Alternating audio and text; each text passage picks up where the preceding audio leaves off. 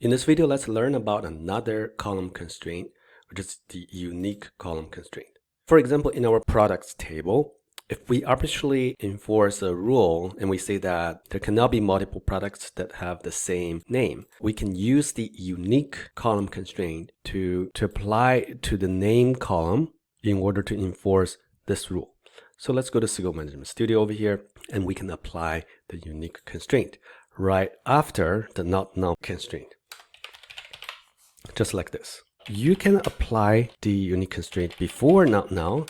It doesn't really matter. So let's drop the existing products table and recreate it.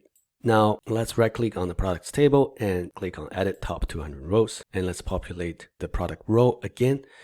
Now that we have to enter information in the category, let's use MEA, which stands for meat. And then here we're going to say beef, and everything else we can leave as null, which means missing data. Now, if I try to enter beef into it again, watch what's going to happen. So click out, immediately you see this violation of unique key.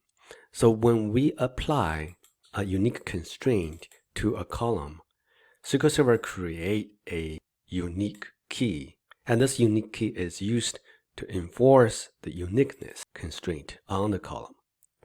So therefore, we cannot store this data.